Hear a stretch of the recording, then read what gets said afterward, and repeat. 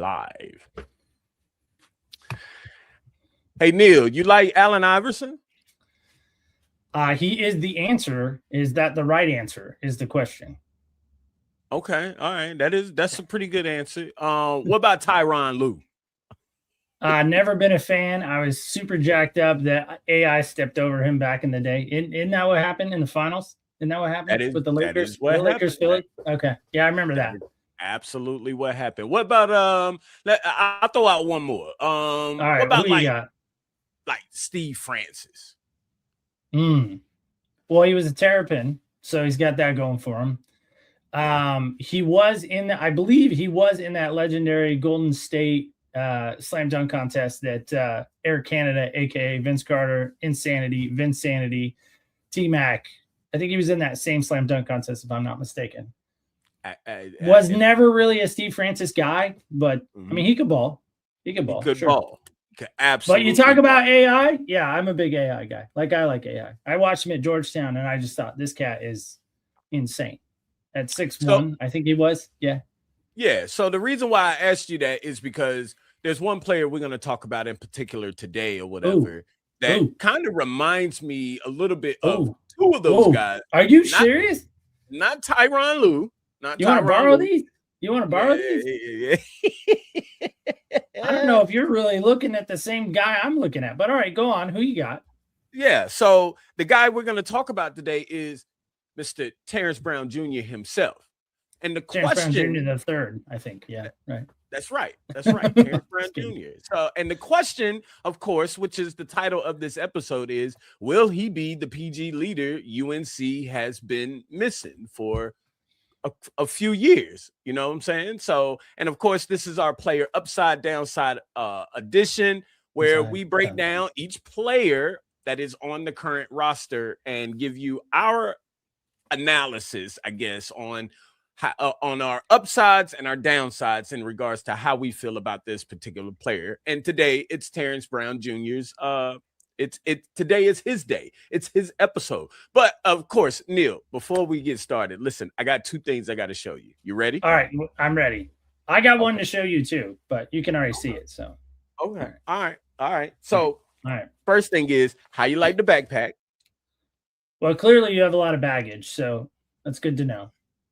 Yeah. Yeah. So you know my bag? You know my I mean, I hope that bag's filled with something green on the inside, but maybe not. We'll work on it. Nothing's in it right now, Neil, but I plan on putting something in it. Something. I would hope so, like Saved by the Bell, There we go. Zach Morris, right? Well, he never carried a bag. Yeah. No, he never. He was a preppy. Why would he carry a backpack? That is true. All right. So the second thing is, and I think you're going to absolutely love this. Okay. And I cannot wait to see what you end up doing with it once you get yours. All right. Because you see, I need more things for the behind me, as you can tell. There's still some gaps we got to fill in. All right, go ahead. What do you do? Show me. You do need some more things. But one thing in particular. Wait, hold on. I'm like really nervous right now. Like I need a minute just to kind of take in what you're saying. Okay. All right. Let's have a moment. All right. I'm ready. All right. You ready? All right, there we go. Moment. I'm ready. Oh, this is so exciting. And to be honest with you, I think come on. Oh my God. You're killing me with the suspense here. I think you're gonna treat this like something else. This is worse than waiting on a Knicks championship, I feel like. Oh, see, Neil, you ain't have to throw no shots like that, big dog. But we got that championship. That's all that matters. I know, but guess what, Neil? In the East now. All right, here we go. I have moved up we have moved up. We have moved up as far as 94 feet of UNC and myself, of course, have moved up in the game because guess what we have? I cannot wait. Show me. What do you got? Are you serious? Oh my goodness. Wow. With the 94 feet on the tongue. On the tongue. Oh my word. Yes. Is that a child size or is that an adult size? This is an adult size, Neil. This is nine and a half. This is my shoe size. 9.5. Wow. Yes. I wear 9.5, Neil. No judgment. Hey, guess what? Hey, Neil, they have never hit the ground. Well, can you at least like take them to the Dean Dome and like just maybe like put it on the floor real quick and then like yank it off and then never wear them again? Well, I hadn't planned on wearing these in anyways, to be honest with you. All right. Like these were just for show, but of course they are up on the merch site, Neil. What's the retail value on those on the merch site? So the shoes are $50. Okay. That's not bad. Yeah, not bad at all. So and all sizes, right? Men, women, men. Okay. And you can get them in white. No. I think you can get them in black. Okay. Navy blue. Maybe. Carol, and this color here. Those are the colors you can get them in. Wow. That's fantastic. But I think that these are gonna look so good somewhere. Yes. Oh yeah. Back there. I got a spot for them already. I'm already seeing it. All right. You showed yours. I'm gonna show you mine. So as you know, but some don't. My wife and I celebrated 25 years of marriage in Congratulations. August. Congratulations. Yeah. That's why you haven't seen Neil, ladies and gentlemen. August 18th. And so I went to Hawaii. And so I thought, why not wear that when you're in Hawaii? It's the shaka symbol, Yes. shaka. I bought this before I left. Mad Hatters. They're actually out of South Carolina. I love that. And I wore it all the time in Hawaii, everywhere we went. And, I absolutely. I got actually more comments on this hat than I think I have on any hat ever. Listen, Neil, you got to give me that link because I got to have one of those. I'm telling you. I love the whole. The shaka thing. Yeah. I love that. And it's in the Argyle. You know how I love about the Argyle. I mean, hello, it's on my arm, right? I love it. Oh, and anyway, so I was in Maui, right? In Maui in this shop. And this lady looks at me and she goes, "You got to be a Tar Heels fan." And I was like, "Well, yeah, actually I am." And she said, "Yeah, I could tell by your hat." And she goes, "You got to come back when they're here for the Maui Invitational." And I said, "Is that an invitation?" And she said, "Well, yeah, if they're coming, you got to come too, right?" And I said, "Talk to that lady out there." Right. Pointing to my wife. But anyway. You know what, Neil? I got some bad news, dog. They ain't coming for a while. There is no more Maui. Oh. There's no more Maui Invitational? It's gone? They got rid of it? There is no more Maui Invitational. Wow. Isn't that's heartbreaking, right? I mean, that just wrecked my show, I feel like. I'm sorry. I hated to bust you up. That's right.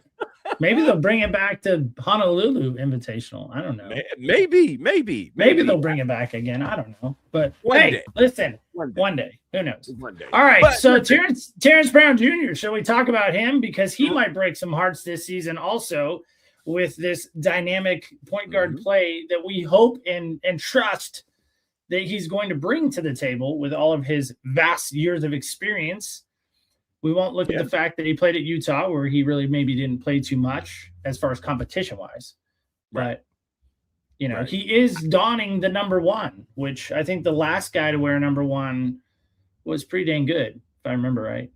I think Theo Pinson maybe was the last one to wear one. I can't think of anybody besides Theo that has worn one in a while. Somebody else had one, though. Somebody else wore one recently. Was it Leaky? Did Leaky have one? I think Leaky was one. Leaky might have been one. I think Leaky was one. Okay. All right. Well, like you said, Neil, we're here, of course, talking about Terrence Brown. I guess enough ramblings. The audience and the people. The shoes is good though. I like it. Yeah, Leaky did wear one. Yep, he wore one. So outside of Leaky, I think it was also Theo. So before that. Yes, but still, I'm saying that's some big shoes to point in case your shoes to fill. Right. That is true. And the reason why he chose to wear the number one is because that is the number that, if I'm not mistaken, his aunt wanted him to wear.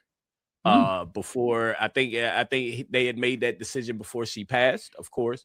Right before he committed. And it was right after his visit. If I'm not mistaken. So was he promised one? Is this a Jaden Daniels situation? Was he promised one and now everybody else has to, just I think so. I think so.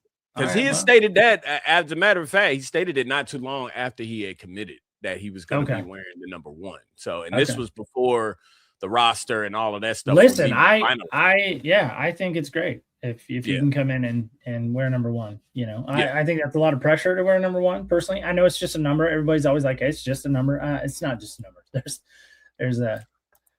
pressure. I think that comes with the number. I'm just saying. Yeah, because there's a lot of pressure in the NBA that comes with the number 0. Oh, yeah. I don't know if a lot of people notice that, and I ain't gonna get into it because I can't remember if we got anybody on our team that's wearing 0, and I don't want to put none of that on. If that makes sense. So, Terrence Brown, absolutely, he's a dog, a complete dog. He has coming from he is a upcoming senior coming from University of Utah. He was a Ute. He was a Ute. Yes. Yeah, he was a Ute. As a matter of fact, let's bring up some of his stats real quick from his career. If any of this makes any sense. Averaged 19.9 points per game, 2.4 rebounds, 3.8 assists, shot 45.3% from the floor. And if we go down and we start looking at some of his stats here, I mean, he averaged in 2023-24, played 32 games, 21 minutes, shot 39. So his numbers in the field goal percentage went up, Neil, like from 39 to 44 to 45 in his first 3 years of college basketball. Not only that, did that number go up, but the 3-point number also went up too. His 3-point percentage from 25 to 29 to 32, which is good. And the free throw even went up, 68 to 75 to 77.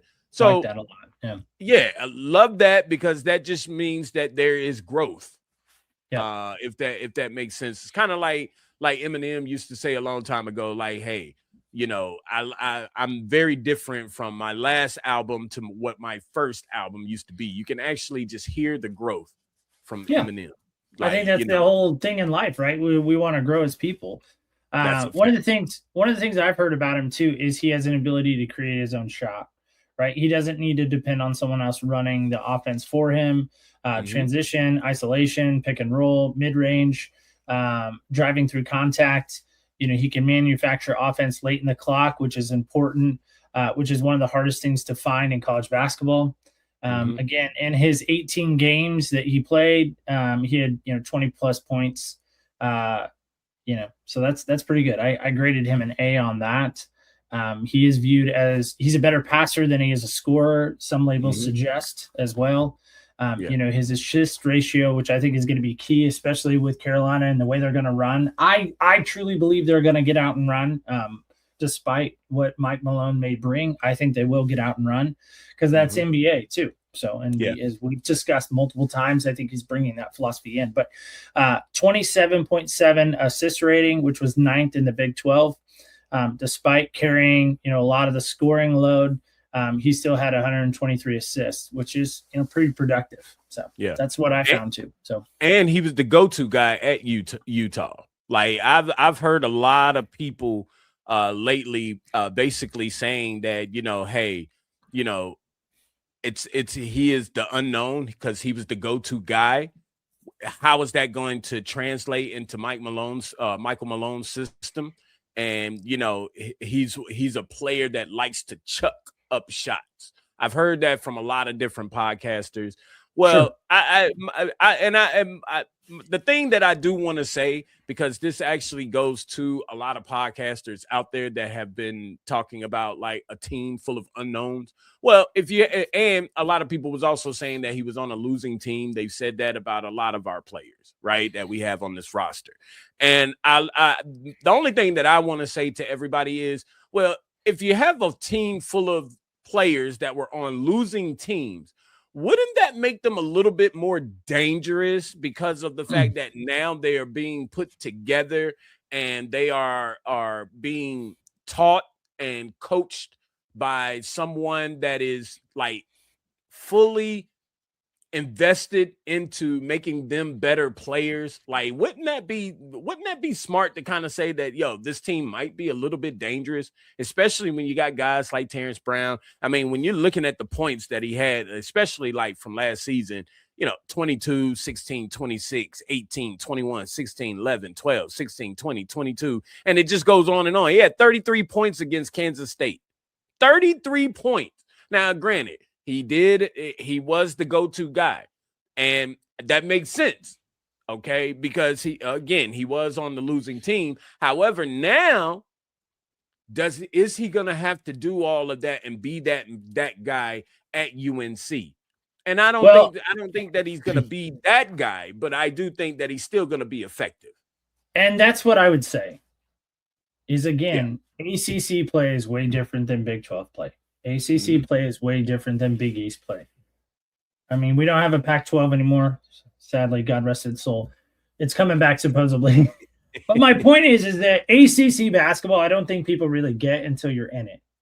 And so to me, the big question mark that I'm going to have is, can he play defense? Right? Mm-hmm. Can he hold up? Can he play defense? And is he going to just have this idea of just, grab it and chuck it? I hope there's some intuition there and some guidance there to say, no, we want you to shoot here, we want you to shoot here, or give it up. And clearly he does like to give it up, and I think that again is going to bode well in the ACC play, because that is the style that at least we've come accustomed to in Carolina basketball, is feeding the big fellas, and so we'll see if that materializes. But one of the other things that I heard is yes, the AI comparison. Those again, going back to your reference earlier, those are some big shoes to fill. I think anytime you talk about a legendary Hall of Famer, probably 50th greatest player of all time, AI, that's huge. That is a huge comp. Can he live up to that? Right. I just want Carolina to be competitive, and I want him to beat Duke, and I want to be in the tournament, not as a play-in seed. I'd like to be a 3 again. I'd like to be a 4. I'm not going to say high as 1. I don't think we're there yet, but we could be. We could be. So can he do that? Can he be the catalyst for that? I agree. And I think that I truly do believe that that's what he is going to be. Like, I mean, he's going to have a lot of other good players around him, to where it's like the pressure is not on him solely. Like, and that's what's going to make him even more dangerous. A lot of people are saying that he is, because if I'm not mistaken, he is 6'3", but a lot of people seem to think that he might be about 6'4", maybe 6'5". Okay. Which is even better. With the athleticism that he has. Coach Hanners even was on I forgot what podcast that was, but he's the one that made the AI comparison. And said that he definitely reminds him of Allen Iverson, because Coach Hanners actually even helped coach AI.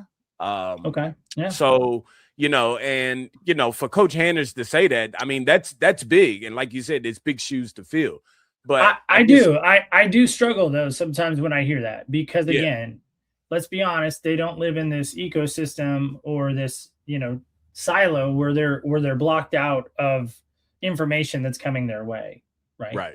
You and I have access to it. I'm sure they have just as much access to it, if not more access to it. And so I just wonder, like, if somebody puts that comparison on me, which they never would, but let's pretend that they did, right? That would be really tough for me to carry. And again, I wonder how many. Brad Pitt, Neil. You get Brad Pitt. Whoa, Brad Pitt. That's your somebody actually recently said Ben Affleck, and I don't see it, but I don't know. Anyway, my point is that when somebody puts that on you, I wonder sometimes, does it get in your head? And when you get in between those lines and games on the line, are you thinking about that comparison? That's a tough question that I think you almost will never get an answer to. See what I did there? Yeah, sure. I mean, I think it would stick with that player for sure. That's what I'm saying. Right. That's what I'm saying.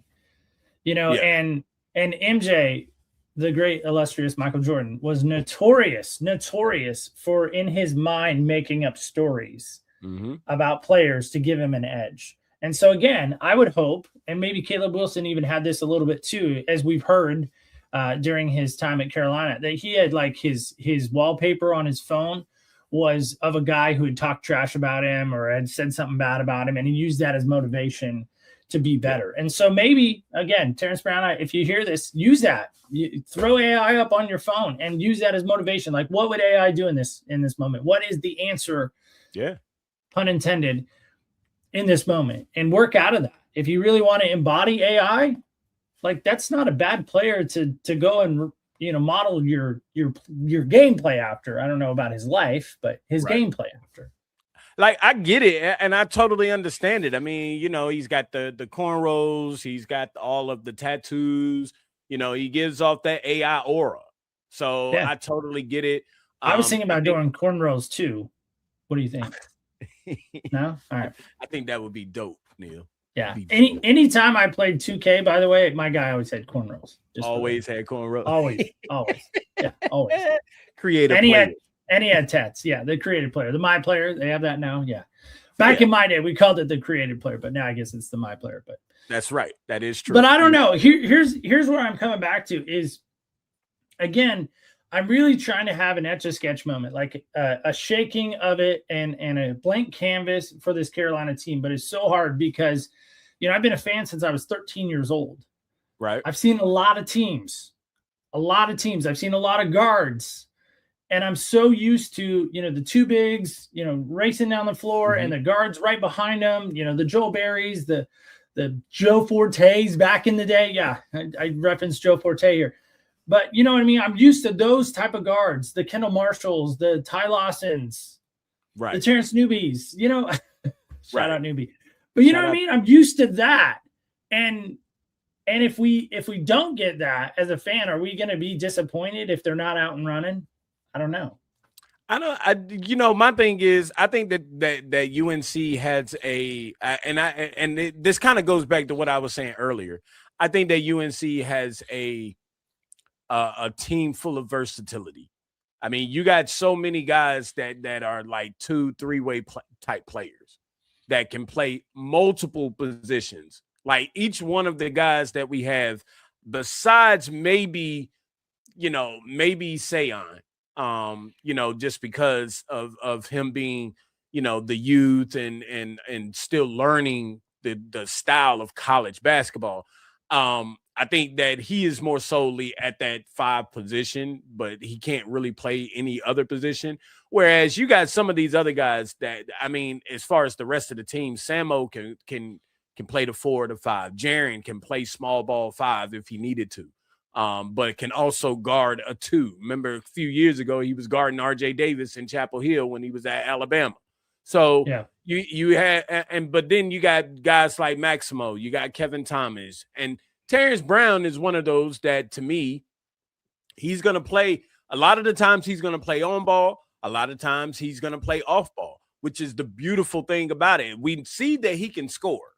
We definitely know that he can score. So for those out there that's thinking that, he's a guy that just chucks up shots and all of that and stuff or whatever, like, fall back a little bit, because of the fact that if he's playing off ball, that could be very dangerous for the opposing team. So let's be clear on that. But if he's playing on ball, he's going to be, the quickness and the athleticism is going to help him, because of the fact that he's going to have all of these other guys around him, as like Neo and Matt and some of these other guys, to where he can kick the ball out if he's got to get downhill and they're crashing the board or closing in on the defense in the paint. So I can't lie in this moment. I cannot wait for basketball. Oh man, like I want to hit the TiVo remote right now and just fast forward to basketball season. You and me both. Because I am so excited. And again, I feel like every time I talk about the last couple of years, my immediate thing is, well, Hubert failed. And I don't ever want to think that. And I think there is a greater majority of fans right now, true fans, that know he didn't fail. But also at the same time, I am so excited about this new regime. But I got to be honest, football is tainting it for me. And I'll tell you here's why. I was always a Belichick guy, okay? I know he cheated Brady and all those guys, but I really liked what they did in New England. I really did. I love Tom Brady. Okay, I like Brady. I always have. I liked him. Still like him. And when Belichick came in, I thought, okay, what Belichick are we getting? Are we getting the Belichick that won the 3 Super Bowls, or are we getting the Belichick that fell off towards the end of his career after Tom left? Right. And that's what I'm afraid of is if you think about it, going back to your statement that you just made a minute ago, is you say that the naysayers of Carolina basketball are all saying that we just got a bunch of losers, guys that played on losing teams, right? You made that statement. Mm-hmm. And you said that maybe they're hungry. Well, tell you what, how did Mike Malone come to us? Does anyone know? It's a good question. He was fired at Denver. He was fired. Why was he fired? Because in the NBA, much like in real life, you have to win. You have to. And if you're not winning, the results speak for themselves. They will get rid of you faster than you can say, whatever.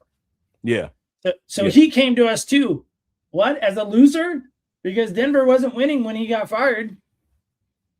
Generational talent with Jokic. Yep. With Murray. I mean, those are generational guys in my mind. Has Denver been relevant since Mike Malone? That's a good question. No. I would say no to that. Right. So is Mike Malone just as hungry as our players are right now to make a statement, to make a splash? I say yes. I believe that. I do believe that. And again, I'm hoping, I'm not hoodwinked right now. I'm hoping that this isn't a Belichick moment where we've put a bunch of eggs in a basket and we're hoping that we get an omelet out of it. And instead we get, sour eggs. Right. I think we're going to be just fine, Neil. I'm going to be honest with you. I'm not worried at all. Like, I know a lot of people, it's like they're kind of still in panic mode.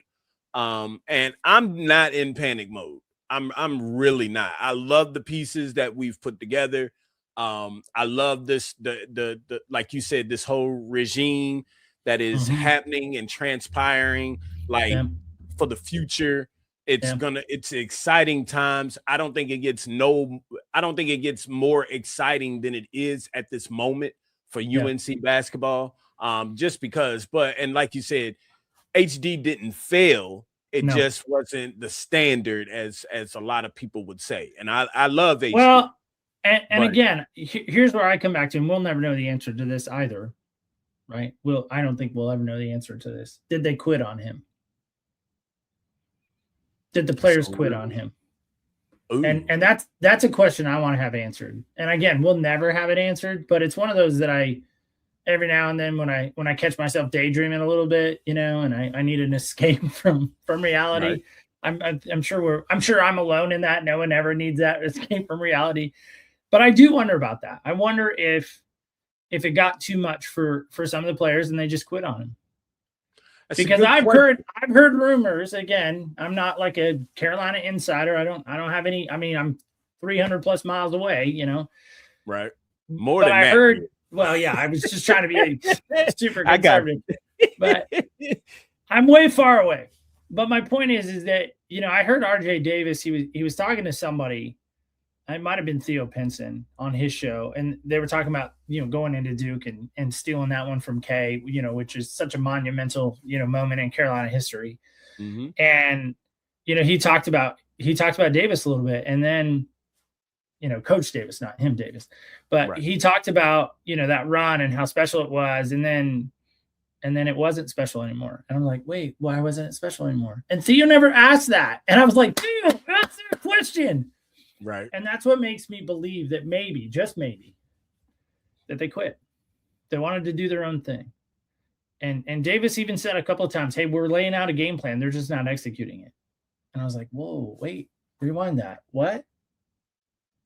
That might be that you just put something in my head, Neil. Might have to it might be something that we might have to address at a later date for sure, and do. Ask Newbie and Rayshon this. No, we're gonna set something up. we're gonna no, set but hear me on this. Ask him this. You know, it doesn't necessarily need to be a show, but ask him this: if they ever thought somebody, you know, quit on Dean Smith. I bet you, I already know the answer. No, they never would have. That would never. But happen. you look at the track record, right? I think they quit on Doherty. Oh, I know they did. You can look at it. I think they quit on Matt Doherty. I really do. I think they lost confidence in him. That's you possible. Look at what they did, you know, with Roy. I think towards the end, I think they quit on him. I really do. And I think that's why Davis came in. Is Roy's like, listen, I'm not going to do NIL. Like, I'm just not. And that's fine. Roy wasn't going to do that. That's not him. That's old school. He's old school. This is new school. Yeah. And I think Davis tried his best to ride the ship. You know, if a Hall of Fame coach comes to you and says, hey, come be my, you know, new head coach, what are you going to say? No? Like, I mean, if Roy Williams came to me and asked me to be the head coach of Carolina, I was like, I'm not qualified, but sure, I'll do it. It's Roy Williams. Who am I going to say no to him? It's a lot of pressure. It's a lot of pressure. And again, I'll here's my hot take. I think they quit on him. And so my hope is with Mike Malone in there now, new regime, new players. I mean, what do we got? Like 3 guys returning?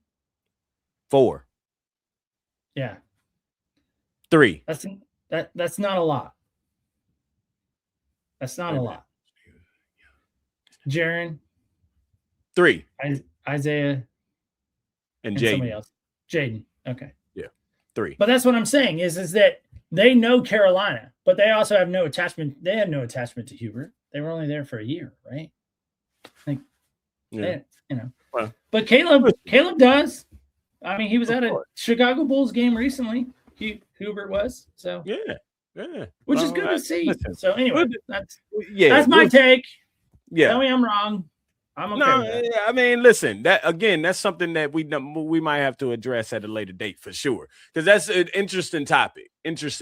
So that's something I never really thought about. So we definitely might have to discuss that. You know, me, you, get a few of us up here. I love to put a bug in the bonnet. You know, I just love to leave you with something to make you wrestle with it. I love to do that. Yeah. You know, I really do. Yeah. And listen, if you want to take it to the Discord, discuss it there. There you go. Which is, by the way, the description is in the link is in the description below. So, So I listen again, just with Terrence Brown. I'm looking forward to what he's doing, what he's going to be doing. How, you know, Coach Malone is going to use him. I'm just super, super excited about it. Can't wait to see what he does, you know, on and I mean, we're seeing what he does off the court, but it's just going to be exciting times. This is going to be a fun team to watch. And I hope so. You know, So, you know, the only thing that I'll say in regards to maybe his downside. Is there one? Let's just hypothetically say that a lot of the people that are out here saying that he chucks a lot of shots up or whatever, let's say that happens or whatever at UNC, and it, you know, just kind of deters the whole team. Like, you know, as far as trying to be that guy or something like that, which I don't think that's going to happen, because, you know, the players reflect off of their coach and the coaching staff. Yeah. And I believe that the coaching staff has the players locked in the way that each player is supposed to bring their own style, their own game to the game. You know, and I don't think that's going to happen, but that's a possibility. That would probably be my only downside. But other than that, I don't really see anything. I don't think that he's too small or anything like that. No. So, I mean, again, he has more upside than he has downside in my eyes. So, you know, we'll see. We'll wait and see. We'll definitely wait and see or whatever. Well, other than that, we appreciate everybody for tapping in. Let us know what you guys think in the comment section below. Yes, for sure.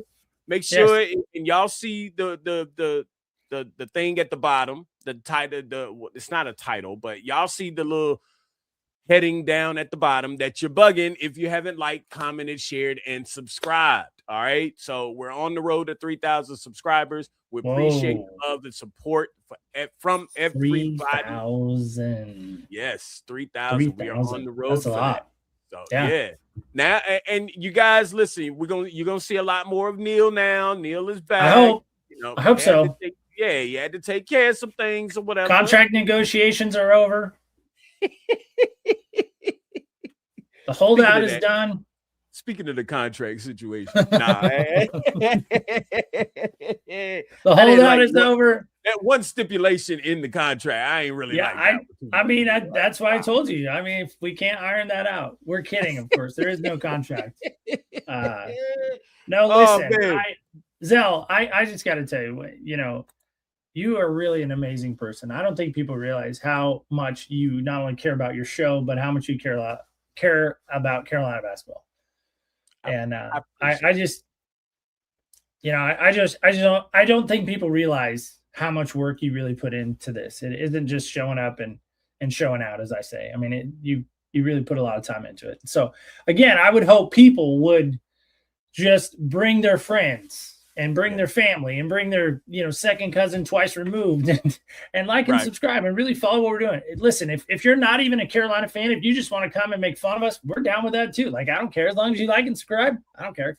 Make fun of me all you want. But my point is that we do put a lot of hard work into what we do, and we hope that you are enjoying it. And if you're not, tell us how we can do it better. That's what I would say too. So that's it. You can drop that in the comments too. Absolutely. We replied to the comments down in the comment section. So we read the comments. We definitely read the comments. We read the comments. I know some people say don't read the comments. We are the opposite. We want to read the comments. So we drop we love we love the engagement. So absolutely. Please let us know how you all feel about that. Neil, I appreciate those kind words, my guy. Yeah. And I appreciate you. And, I appreciate everybody else, and Ray and Newbie and Tink and Maddie and TJ. Like, I truly, truly appreciate all of you all. Like, what I'm saying? Because you all have made the show so much. You all have helped I know Newbie's your favorite. It's fine. I'm okay with that.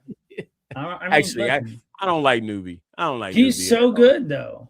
Man, he's I like Newbie. Yeah, he's okay. He's okay. Is it weird I bought him a keychain? That's my last comment. All right, that's it. That's all I got. Hey, I mean, listen, we all listen. Just because you like him, don't mean I gotta like him. Okay, fair enough. All right. No, big shout out to Newbie, man. Big shout out to my brother Newbie, man, for sure. That's all love. Sure. He already knows that. So, with that being said, Neil, any last words, man?